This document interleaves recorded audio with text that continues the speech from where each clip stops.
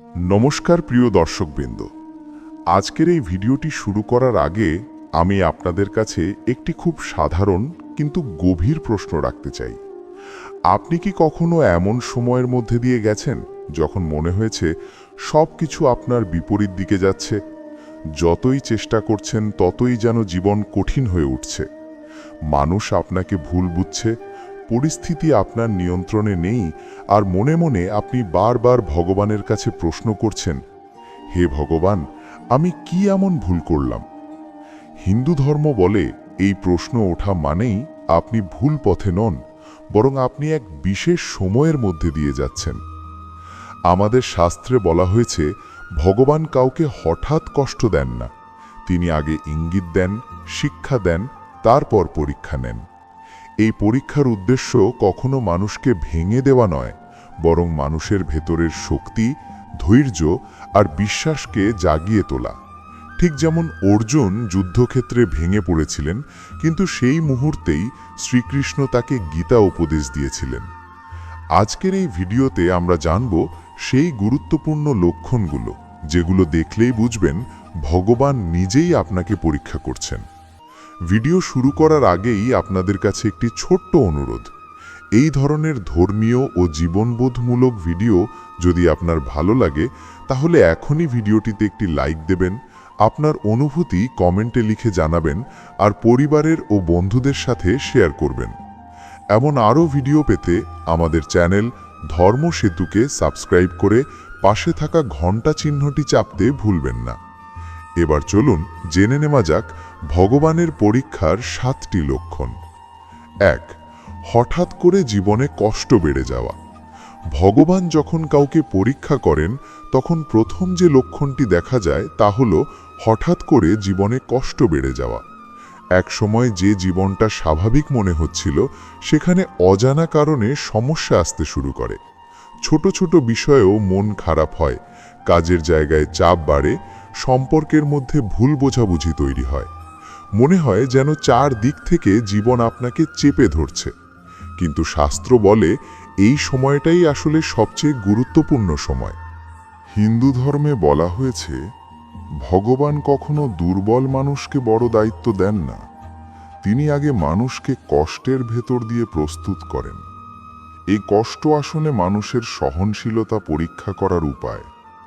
আপনি এই কষ্টে ভেঙে পড়বেন নাকি নিজের ভেতরের শক্তিকে চিনবেন, এই সিদ্ধান্তটাই ভগবান দেখতে চান। তাই এই সময়ে যারা অভিযোগ না করে ধৈর্য ধরে, তারাই পরীক্ষায় উত্তীর্ণ হয়। অনেক সময় দেখা যায় আপনি ভালো কাজ করছেন, তবুও ফল পাচ্ছেন না। এতে হতাশ হওয়া খুব স্বাভাবিক। কিন্তু মনে রাখবেন, গীতায় শ্রীকৃষ্ণ বলেছেন, কর্ম তোমার অধিকার, ফল নয়। ফল দেরিতে এলেও তা কখনো বৃথা যায় না। এই কষ্ট আপনাকে শেখায় কিভাবে মানুষকে বুঝতে হয়, কিভাবে নিজের ওপর বিশ্বাস রাখতে হয়, আর কিভাবে ভগবানের ওপর সম্পূর্ণ ভরসা করতে হয়। যদি এই সময়ে আপনি প্রার্থনা চালিয়ে যান, নিজের নীতিতে অটল থাকেন, আর কাউকে ক্ষতি না করেন, তাহলে জেনে রাখুন ভগবান আপনাকে দেখছেন। এই কষ্ট একদিন আশীর্বাদ হয়ে ফিরবে, কারণ ভগবান যাকে পরীক্ষা করেন তাকেই পরবর্তী সময়ে সম্মান দেন। 2. কাছের মানুষদের আচরণ বদলে যাওয়া।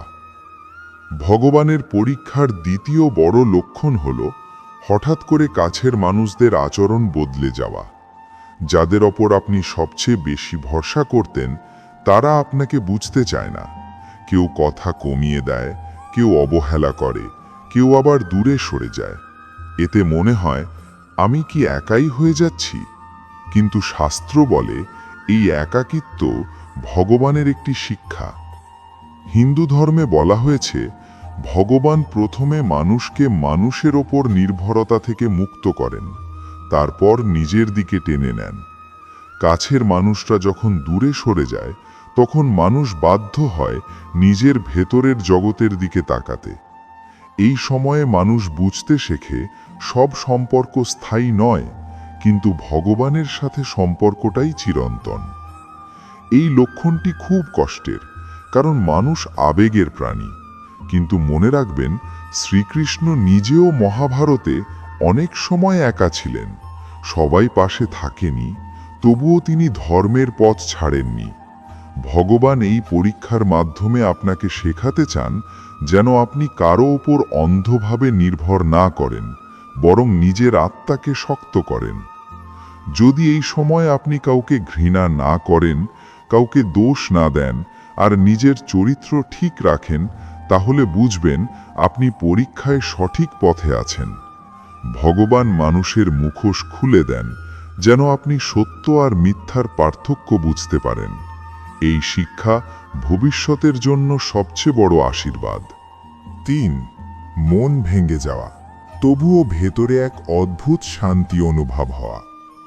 ভগবান যখন কাউকে গভীরভাবে পরীক্ষা করেন, তখন তৃতীয় যে লক্ষণটি দেখা যায় তা খুব সূক্ষ্ম কিন্তু অত্যন্ত শক্তিশালী। বাইরে থেকে দেখলে মনে হবে আপনি ভেঙে পড়েছেন, মন খারাপ, চোখে জল, আগ্রহ কমে গেছে, হাসিটা যেন হারিয়ে গেছে। কিন্তু আশ্চর্যের বিষয় হলো, এই সব কষ্টের মাঝেও ভেতরে কোথাও একটা অদ্ভুত শান্তি কাজ করে। মনে হয় সবকিছু শেষ হয়ে যায়নি, কিছু একটা ঠিক হয়ে যাবে। হিন্দু ধর্ম বলে এই অনুভূতিটাই ভগবানের স্পর্শ।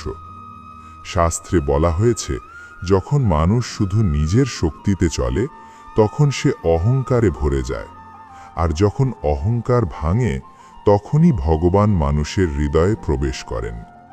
এই মন ভাঙার সময়টাই আসলে অহংকার ভাঙার সময়। আপনি বুঝতে শুরু করেন, আমি সব কিছু নিয়ন্ত্রণ করতে পারি না, সব কিছু আমার হাতে নেই। এই উপলব্ধি মানুষকে ভেতর থেকে নরম করে, আর নরম হৃদয়েই ভগবানের বাস। অনেক সময় মানুষ ভাবে কষ্ট মানেই অশান্তি, কিন্তু ভগবানের পরীক্ষায় কষ্ট আর শান্তি একসাথে চলে। বাইরে ঝড়, ভেতরে স্থিরতা। ঠিক যেমন সমুদ্রের উপরিভাগে ঢেউ, কিন্তু গভীরে সম্পূর্ণ শান্ত। এই গভীর শান্তিটা আসে বিশ্বাস থেকে। আপনি হয়তো ঠিক জানেন না সামনে কি হবে, কিন্তু মনে মনে বিশ্বাস করেন ভগবান যা করছেন ভালো জন্যই করছেন। শ্রীকৃষ্ণ অর্জুনকে বলেছিলেন, যখন তুমি সম্পূর্ণ ভেঙে পড়বে তখনই আমি তোমার পাশে দাঁড়াবো। এই কথার প্রমাণ এই লক্ষণটি। মানুষ যখন নিজের শেষ সীমায় পৌঁছায় তখনই ভগবানের শক্তি কাজ শুরু করে। এই সময়ে আপনি বেশি কথা বলতে ইচ্ছা করেন না, ভিড় এড়িয়ে চলেন, নীরবতা পছন্দ করেন। এই নীরবতায় ধ্যানের প্রথম ধাপ। যদি আপনি লক্ষ্য করেন, কষ্টের মধ্যেও আপনি কাউকে খারাপ চাইছেন না, বরং নিজের ভুলগুলো বুঝতে পারছেন, নিজের চরিত্র শুদ্ধ করতে চাইছেন, তাহলে নিশ্চিত থাকুন ভগবান আপনাকে ছেড়ে দেননি। তিনি আপনাকে ভেতর থেকে গড়ে তুলছেন। এই পরীক্ষা পার হলে আপনি আগের মতো মানুষ থাকবেন না, আপনি আরো পরিণত, আরো সহানুভূতিশীল হয়ে উঠবেন। এই লক্ষণের সবচেয়ে বড় শিক্ষা হলো, শান্তি বাইরের পরিস্থিতির উপর নির্ভর করে না, শান্তি আসে ভেতরের বিশ্বাস থেকে। আর এই বিশ্বাস জন্মায় তখনই যখন ভগবান আপনাকে নিজ হাতে পরীক্ষা করেন। 4. প্রার্থনার প্রতি হঠাৎ টান অনুভব হওয়া। ভগবানের পরীক্ষার চতুর্থ লক্ষণটি খুব সুন্দর এবং পবিত্র। হঠাৎ করে আপনার মনে প্রার্থনা করার ইচ্ছা জাগে। আগে হয়তো নামাজ, পূজা, জপ, মন্ত্র এসবের প্রতি তেমন আগ্রহ ছিল না, কিন্তু এখন মন নিজে থেকেই ভগবানের দিকে যায়। একা বসে ভগবানের নাম নিতে ইচ্ছা করে, চোখ বন্ধ করে মনে মনে কথা বলতে ইচ্ছা করে। হিন্দু ধর্ম বলে এই টান মানুষের নয়, এই টান ভগবানের। শাস্ত্রে বলা হয়েছে, ভগবান যখন কাউকে ডাকেন তখন তিনি কষ্টের ভাষায় ডাকেন। কারণ সুখের সময় মানুষ ভগবানকে ভুলে যায়, কিন্তু দুঃখের সময়ই মানুষ সত্যিকার অর্থে ভগবানকে খোঁজে। এই খোঁজটাই আসলে আত্মার জাগরণ। আপনি বুঝতে শুরু করেন, মানুষ সবসময় পাশে থাকে না, পরিস্থিতি সবসময় অনুকূলে থাকে না, কিন্তু ভগবান সবসময় আছেন। এই সময়ে প্রার্থনা আর চাওয়ার মধ্যে পার্থক্য আসে। আপনি আর শুধু কিছু পাওয়ার জন্য প্রার্থনা করেন না, বরং শক্তি চেয়ে প্রার্থনা করেন, ধৈর্য চেয়ে প্রার্থনা করেন, নিজেকে ঠিক রাখার জন্য প্রার্থনা করেন। এই পরিবর্তনটাই প্রমাণ করে ভগবান আপনার ভেতরে কাজ শুরু করেছেন। অনেক সময় দেখা যায় আপনি মন্দিরে গেলে, ভগবানের নাম শুনলে বা কোনো ধর্মীয় কথা শুনলে চোখে জল চলে আসে। এটা দুর্বলতা নয়, এটা হৃদয় শুদ্ধ হওয়ার লক্ষণ। অহংকার ভেঙে গেলে হৃদয় নরম হয়, আর নরম হৃদয়েই ভক্তি জন্মায়। শ্রীকৃষ্ণ বলেছেন, আমি ভক্তির দ্বারা বাধা পড়ি। এই ভক্তি তৈরি হয় পরীক্ষার মধ্য দিয়েই। এই লক্ষণের আরেকটি দিক হল আপনি ধীরে ধীরে ক্ষমা করতে শিখছেন। আগে যাদের ওপর রাগ ছিল, এখন তাদের জন্য মঙ্গল কামনা করতে পারেন। এটা মানুষের পক্ষে সম্ভব নয়, এটা ভগবানের কাজ। তিনি আপনার ভেতরের বিষ দূর করছেন, যেন আপনি হালকা হয়ে সামনে এগোতে পারেন। যদি এই সময় আপনি নিয়মিত প্রার্থনা করেন, নিজের কাজ সৎভাবে করেন আর ফল ভগবানের ওপর ছেড়ে দেন, তাহলে বুঝবেন আপনি পরীক্ষায় উত্তীর্ণ হওয়ার পথে আছেন। ভগবান কাউকে প্রার্থনার পথে ডাকলে তাকে কখনো খালি হাতে ফেরান না। হয় তিনি পরিস্থিতি বদলান, না হয় আপনাকে এতটা শক্ত করেন যে পরিস্থিতি আপনাকে আর ভাঙতে পারে না। 5. জীবনের প্রতি দৃষ্টিভঙ্গি ধীরে ধীরে বদলে যাওয়া। ভগবান যখন কাউকে দীর্ঘ ও গভীর পরীক্ষার মধ্যে দিয়ে নিয়ে যান, তখন পঞ্চম লক্ষণটি খুব নিঃশব্দে আসে, কিন্তু এর প্রভাব সবচেয়ে স্থায়ী হয়। এই লক্ষণটি হল জীবনের প্রতি আপনার দৃষ্টিভঙ্গি ধীরে ধীরে বদলে যেতে শুরু করে। আগের মতো আপনি আর সবকিছুকে একই চোখে দেখেন না। যেসব বিষয় একসময় খুব গুরুত্বপূর্ণ মনে হতো, সেগুলো এখন তেমন গুরুত্ব পায় না। আবার যেগুলোকে আগে অবহেলা করতেন, সেগুলো হঠাৎ করে খুব মূল্যবান মনে হতে শুরু করে। হিন্দু ধর্ম বলে এই পরিবর্তনই আত্মার পরিণতি। একসময় আপনি হয়তো মানুষের কথা, সম্মান, টাকা, স্বীকৃতি এসব নিয়ে খুব ভাবতেন। কেউ আপনাকে কি বলল, কি ভাবল, সেটাই আপনার মনের শান্তি নষ্ট করে দিত। কিন্তু ভগবানের পরীক্ষার এই পর্যায়ে এসে আপনি বুঝতে শুরু করেন, সব মানুষের মন একরকম নয়, আর সবাইকে খুশি করা সম্ভব নয়। এই উপলব্ধি আপনাকে ধীরে ধীরে মুক্ত করে। আপনি আর অকারণে নিজেকে দোষ দেন না, আবার অহংকারেও ভোগেন না। আপনি শুধু নিজের ধর্ম আর কর্তব্যের দিকে মন দেন। শাস্ত্রে বলা হয়েছে, প্রকৃত জ্ঞান আসে অভিজ্ঞতা থেকে, বই থেকে নয়। ভগবান কষ্টের অভিজ্ঞতার মাধ্যমে মানুষকে সেই জ্ঞান দেন যা সারা জীবন বই পড়েও পাওয়া যায় না। এই সময় আপনি লক্ষ্য করবেন আপনার কথা কমে গেছে, কিন্তু চিন্তা গভীর হয়েছে। আপনি আর তাড়াহুড়ো করে সিদ্ধান্ত নেন না। আগে যেটা নিয়ে রেগে যেতেন, এখন সেটা দেখে শুধু নীরব থাকেন। এই নীরবতা দুর্বলতার নয়, এটা পরিণতির লক্ষণ। জীবনের এই পর্যায়ে এসে আপনি বুঝতে শুরু করেন, সব কিছু ধরে রাখার নয়, কিছু কিছু ছেড়ে দেওয়ার। সম্পর্ক, আশা, এমনকি কিছু স্বপ্ন। আগে যেসব স্বপ্ন না পূরণ হলে আপনার মনে হাহাকার হতো, এখন সেগুলো না পেলেও আপনি নিজেকে সামলে নিতে পারেন। কারণ আপনি বুঝে গেছেন, আপনার জীবনের পথ আপনি একা ঠিক করছেন না, ভগবান নিজে আপনাকে পথ দেখাচ্ছেন। এই পরিবর্তনের আরেকটি বড় দিক হল আপনি মানুষের দুঃখ বুঝতে শুরু করেন।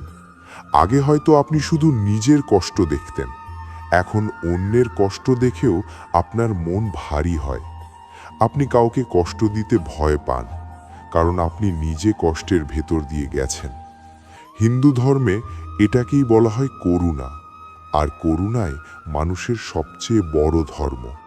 শ্রীকৃষ্ণ গীতায় বলেছেন, যে ব্যক্তি সুখে ও দুঃখে সমান থাকে সেই প্রকৃত যোগী।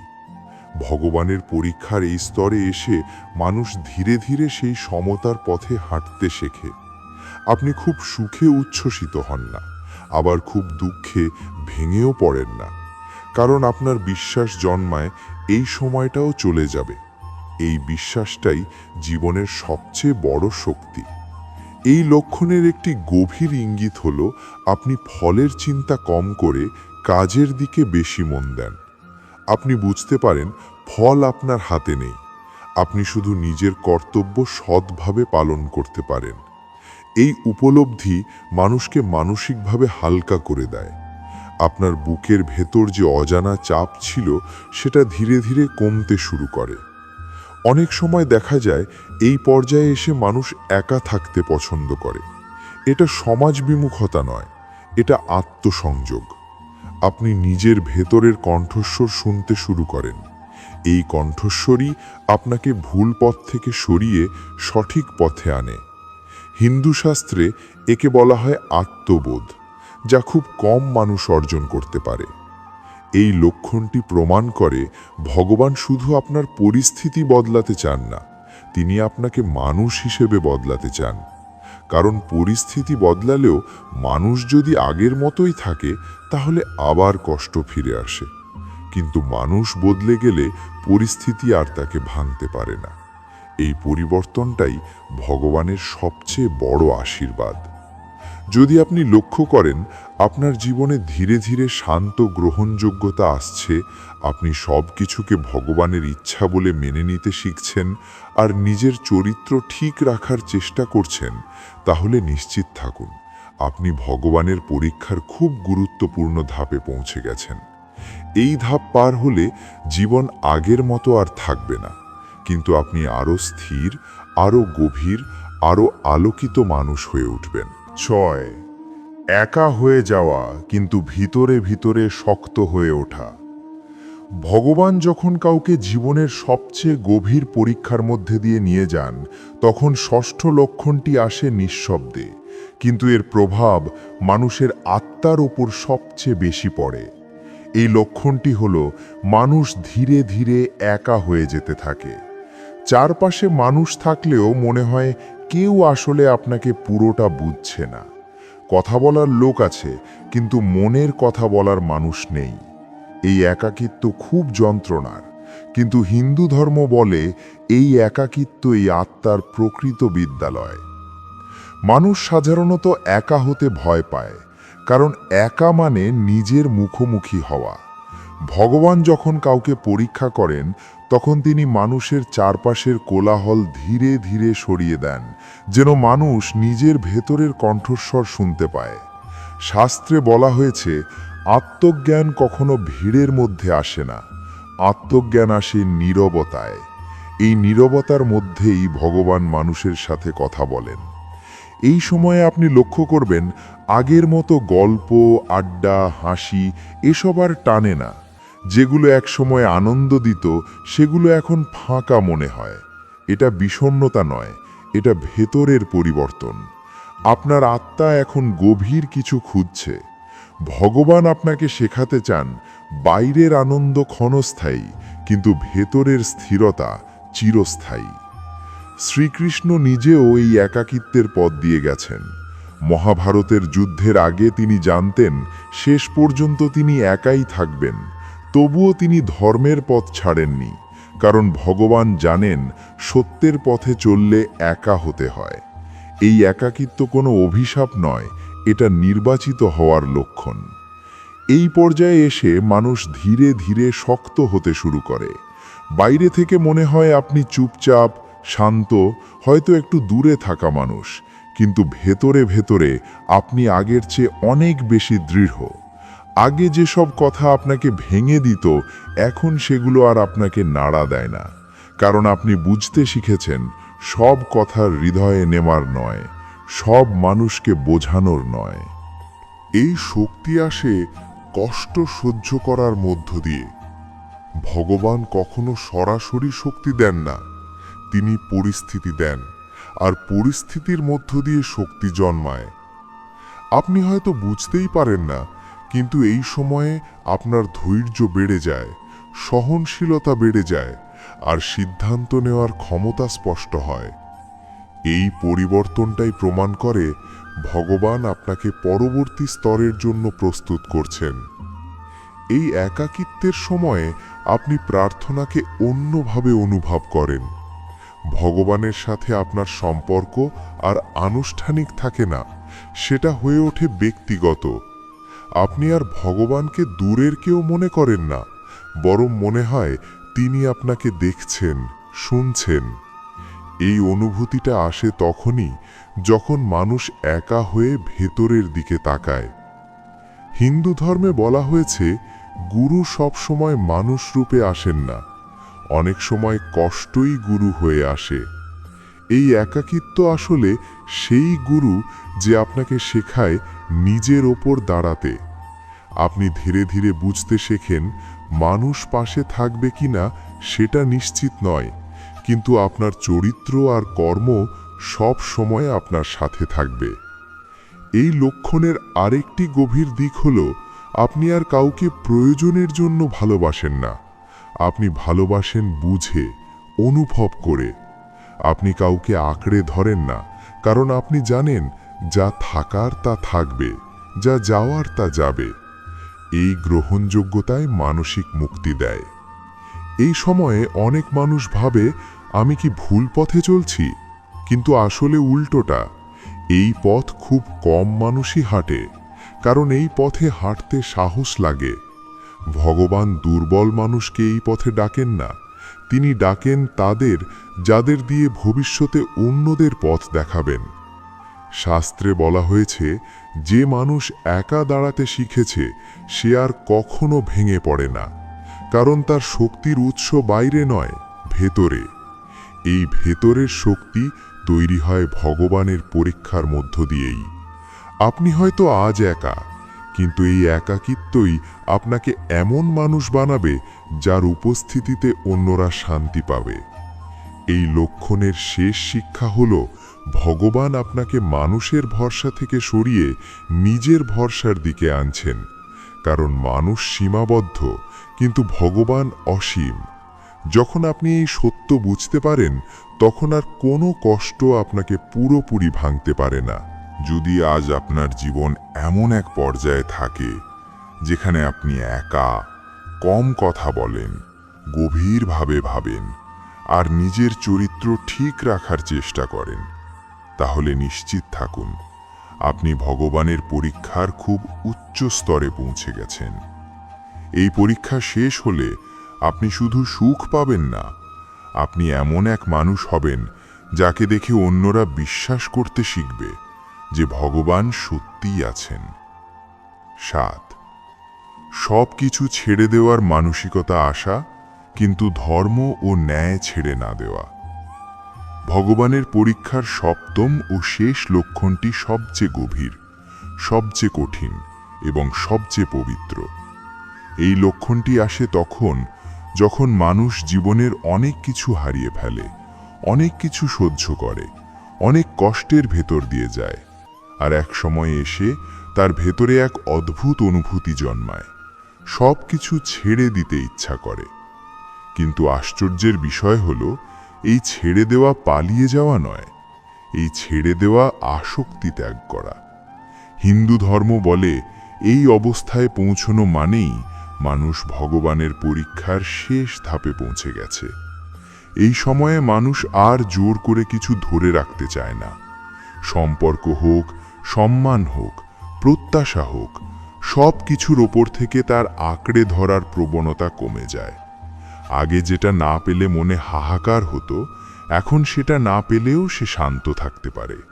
এর মানে এই নয় যে সে নির্লিপ্ত বা উদাসীন হয়ে গেছে, বরং সে বুঝে গেছে সব কিছু আমার নিয়ন্ত্রণে নেই, আর যেটা আমার নয় সেটা আঁকড়ে ধরলে শুধু কষ্টই বাড়ে। শ্রীকৃষ্ণ গীতায় বলেছেন, ত্যাগ ছাড়া মুক্তি নেই।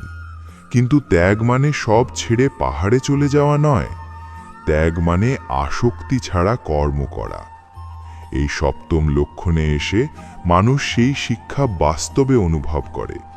সে কাজ করে, কিন্তু ফলের সাথে নিজেকে বেঁধে ফেলে না। সে ভালোবাসে, কিন্তু মালিকানা দাবি করে না। সে চেষ্টা করে, কিন্তু ব্যর্থ হলে নিজেকে শেষ করে দেয় না। এই পর্যায়ে এসে মানুষ বুঝতে শেখে, সবাই থাকবে না, সব কিছু থাকবে না, সব সময় এক রকম থাকবে না। এই সত্যটা আর তাকে ভয় দেখায় না, কারণ সে বুঝে গেছে পরিবর্তনই জীবনের নিয়ম। এই উপলব্ধি মানুষকে ভেতর থেকে খুব হালকা করে দেয়। বুকের ভেতর যে চাপ, যে ভয়, যে অনিশ্চয়তা, সেগুলো ধীরে ধীরে গলে যায়। এই লক্ষণের একটি গুরুত্বপূর্ণ দিক হল মানুষ সব কিছু ছেড়ে দিতে চাইলেও ধর্ম ও ন্যায় ছেড়ে দেয় না। সে হয়তো আর কারো প্রশংসা চায় না, সম্মান চায় না, স্বীকৃতি চায় না, কিন্তু নিজের নীতির সাথে কখনো আপোষ করে না। হিন্দু ধর্ম বলে এই অবস্থাই প্রকৃত ধার্মিকতার চূড়া। কারণ ধর্ম মানে শুধু আচার নয়, ধর্ম মানে চরিত্র। এই সময় আপনি লক্ষ্য করবেন, আপনি অন্যায়ের প্রতিবাদ করেন ঠিকই, কিন্তু রাগে অন্ধ হয়ে যান না। আপনি সত্য বলেন, কিন্তু কাউকে অপমান করার জন্য নয়। আপনি কারো ক্ষতি করতে চান না, এমনকি যারা আপনাকে কষ্ট দিয়েছে তাদের প্রতিও আপনার মনে এক ধরনের ক্ষমা জন্মায়। এই ক্ষমা দুর্বলতা নয়, এটা আত্মিক শক্তির পরিচয়। শাস্ত্রে বলা হয়েছে, ভগবান মানুষকে তখনই পূর্ণ দায়িত্ব দেন যখন মানুষ ক্ষমা করতে শেখে। কারণ যে মানুষ প্রতিশোধ পরায়ণ সে শক্তি পেলে ধ্বংস করে, আর যে মানুষ ক্ষমাশীল সে শক্তি পেলে রক্ষা করে। এই সপ্তম লক্ষণে এসে মানুষ সেই ক্ষমাশীলতার পথে হাঁটে। এই পর্যায়ে এসে অনেক মানুষ ভাবে, আমি কি জীবনের প্রতি আগ্রহ হারাচ্ছি? কিন্তু আসলে উল্টোটা ঘটে।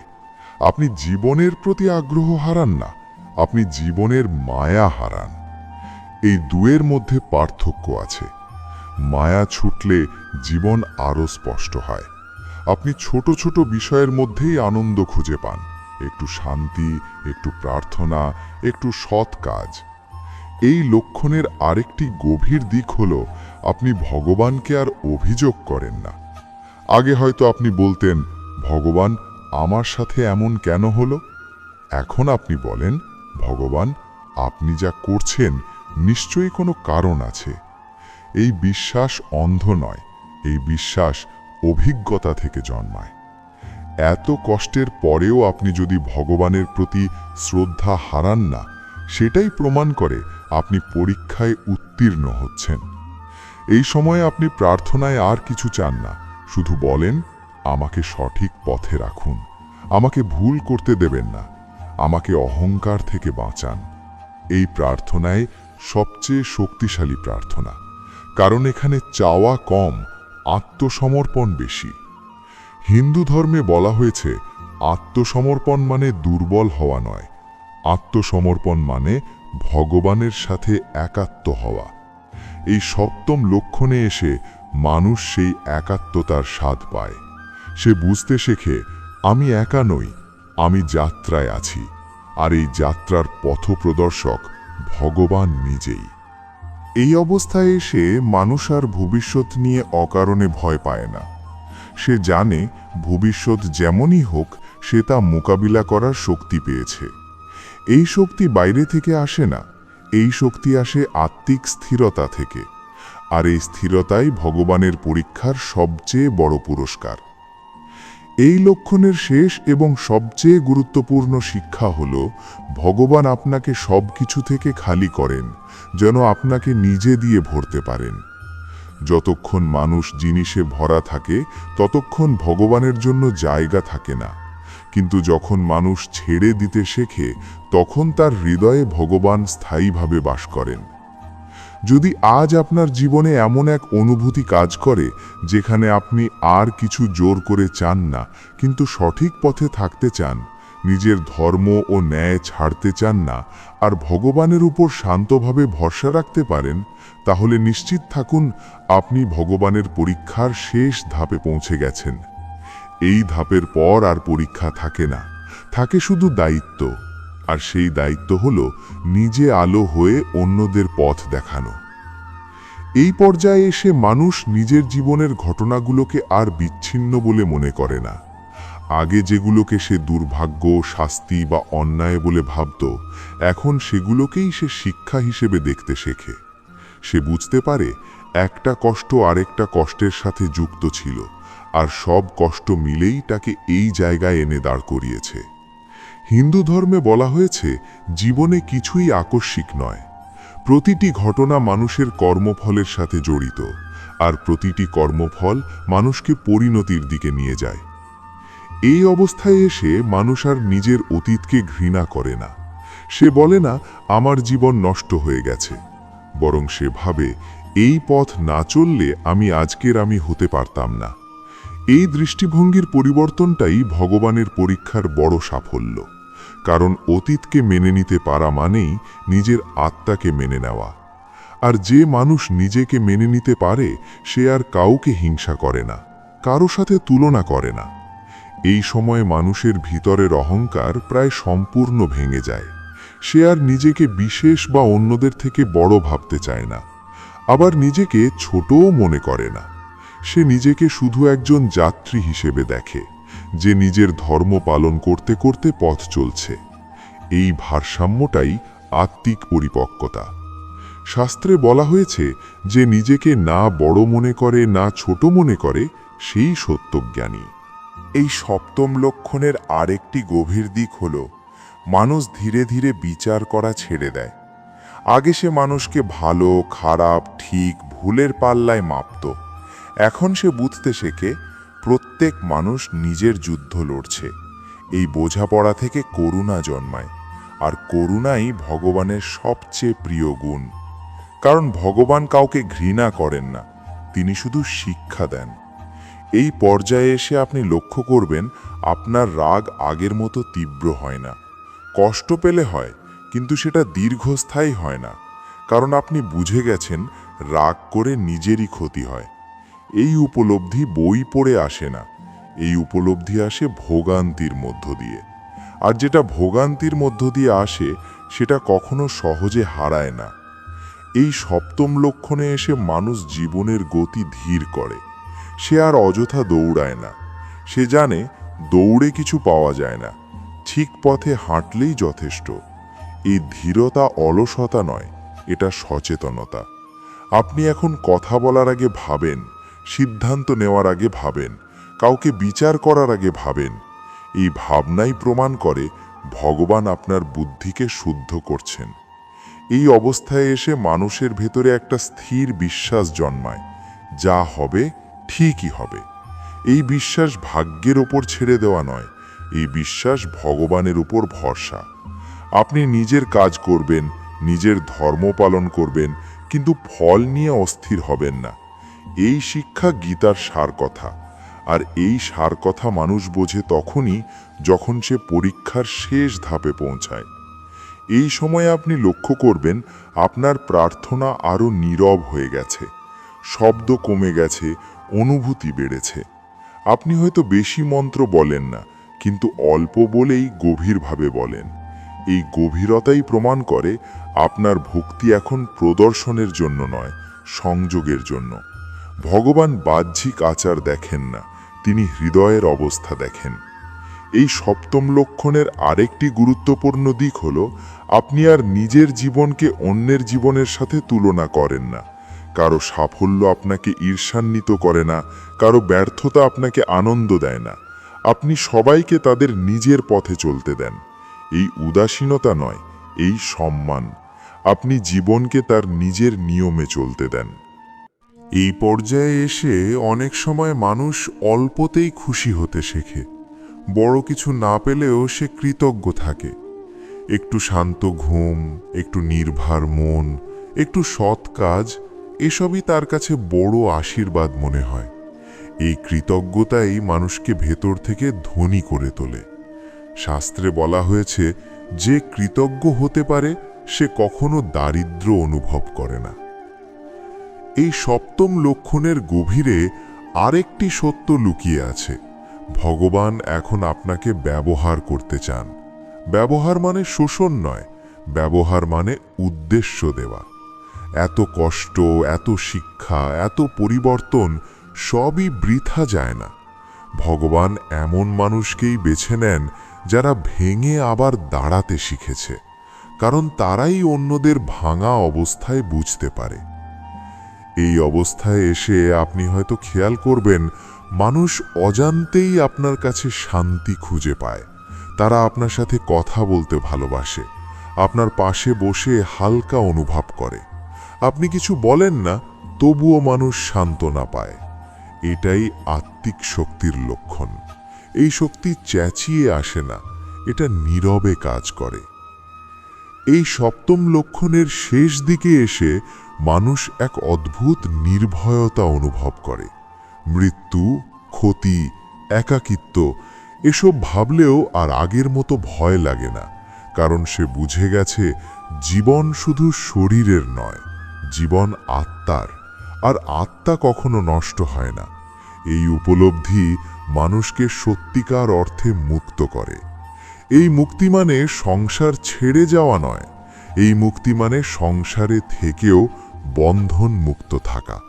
আপনি কাজ করবেন, সম্পর্ক রাখবেন, দায়িত্ব পালন করবেন, কিন্তু ভেতরে ভেতরে স্বাধীন থাকবেন। এই অবস্থাটাই হিন্দু ধর্মে জীবন মুক্ত অবস্থা বলে। যদি আজ আপনার জীবনে এমন এক জায়গা আসে যেখানে আপনি আর কিছু জোর করে চান না, কাউকে জোর করে ধরে রাখেন না, নিজের ধর্ম ও ন্যায় আঁকড়ে ধরে শান্তভাবে চলতে পারেন, আর ভগবানের প্রতি কৃতজ্ঞ থাকতে পারেন, তাহলে জেনে রাখুন, আপনি শুধু পরীক্ষায় উত্তীর্ণ হননি, আপনি ভগবানের উদ্দেশ্যের অংশ হয়ে উঠেছেন। এই অবস্থার পর আর ভগবান মানুষকে ভাঙেন না। এরপর তিনি মানুষকে দায়িত্ব দেন, আর সেই দায়িত্ব হল নিজের আলো দিয়ে অন্যদের অন্ধকারে একটু পথ দেখানো। প্রিয় দর্শকবৃন্দ, আজ যদি আপনি এই ভিডিওটা শেষ পর্যন্ত দেখে থাকেন, তাহলে ধরে নিন ভগবান নিজেই আপনাকে এখানে নিয়ে এসেছেন। কারণ যে মানুষ পরীক্ষার ভেতর দিয়ে যায়, সেই মানুষই এই কথাগুলোর গভীরতা অনুভব করতে পারে। মনে রাখবেন, ভগবান কাউকে ভাঙার জন্য পরীক্ষা করেন না, তিনি পরীক্ষা করেন গড়ে তোলার জন্য। আপনি যে কষ্টের মধ্যে দিয়ে যাচ্ছেন, সেটাই একদিন আপনার সবচেয়ে বড় শক্তি হয়ে দাঁড়াবে। শুধু নিজের ধর্ম, ন্যায় আর মানবিকতা ছেড়ে দেবেন না, বাকি সব ভগবান সামলে নেবেন। এই ভিডিওটা যদি আপনার হৃদয় ছুঁয়ে যায়, তাহলে একটি লাইক দিয়ে আমাদের অনুপ্রাণিত করুন, আপনার অনুভূতি কমেন্টে লিখে জানান, আর এই বার্তা যা আপনার প্রিয় মানুষদের সাথে শেয়ার করুন। হয়তো আপনার শেয়ারই কারো ভাঙা মনকে শক্ত করে তুলবে। ভগবান আপনাকে শক্তি দিন, শান্তি দিন, আর সঠিক পথে রাখুন। জয় শ্রীকৃষ্ণ।